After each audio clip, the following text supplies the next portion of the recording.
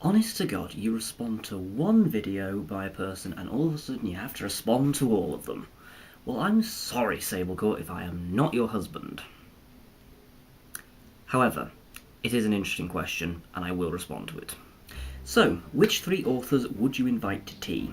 Well, if I had to choose between only 3, then my first choice, without even taking a breath to think about it, would be Fanny Craddock.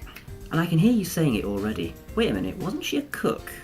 And yes, you would be right, but she was also a food writer. And, more critically, she was actually a published author. She wrote a load of books about Lorne's Castle Rising or something along those lines, which I have never read and have no intention of reading because I like her as a cookery writer. Now, I have no idea why I like Fanny Craddock so much, but I would love the opportunity to be able to meet her, purely so I can find out what her life was actually like, because she had a bit of an incident in 1976 where she basically slagged off this poor old housewife, and basically the entirety of Britain hated her. She's since started having a bit of a revival in that a few cookery shows have acknowledged that she's sort of the first celebrity chef. She wasn't the first TV chef, but she was the first celebrity TV chef. So I would just like to be able to meet her and find out, was she this colossal bitch that biographies that have been written about her since have made her out to be? I'm guessing she probably was, but all the same, she's just one of the people that I would really love to meet. I think Fanny Craddock stuff should be due for a renaissance anyway, because if you actually try and buy anything that she wrote, not easy at all. Anything she wrote, cookery books or novels. And I have an idea. My second one in the triad would be Mary Shelley. Now then, I hadn't read Frankenstein until a few weeks ago, and it has rapidly started clawing at the feet of Dave the Triffids to take its place as my all-time favourite book. I love it! So much so that I've even written a little blog post. There'll be a link down below on why the monster is representation of romantic sentiment in general, and it will come in handy for any romanticism students as well. So, worth having a look, and an unusual other book gets sprung up, which you may not have expected from me. But anyway, to Mary Shelley.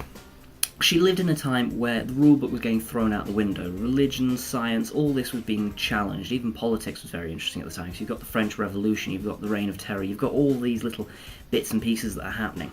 Shelley herself belonged to the second generation romantics, which was where the movement arguably got more defined than it did at the start. But she herself is often less credited than she should be for how well she did at sort of capturing romanticism perfectly.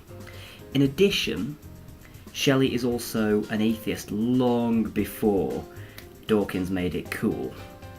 And also, she and Percy Bysshe Shelley just make this lovely couple. I love reading about those two. It's just such a lovely story, despite the fact that he abandoned his first wife.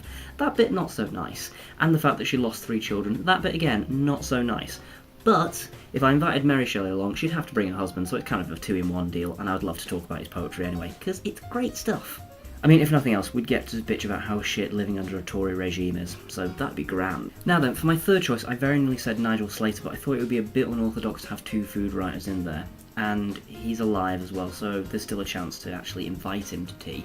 So I think I'm going to reserve myself to dead authors.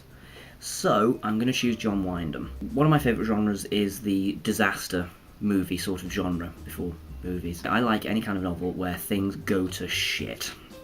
And Wyndham is so analytical in how he does this. I mean, Day of the Triffids is a fantastic example, but also The Kraken Wakes, The Midwich Cuckoos.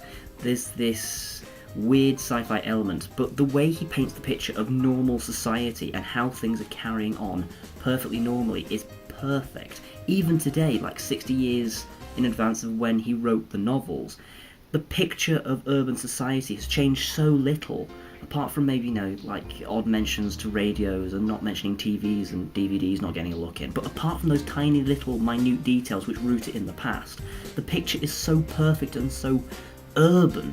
It's changed so little that you feel like it could happen tomorrow, quite happily. And also, there's the wonderful pieces of history behind it, like the obvious nods to the Soviet Union are in Day of the Triffids. You've got experimentation gone awry. You've still got the scientific tropes of science gone too far, which exist in Mary Shelley's writing as well.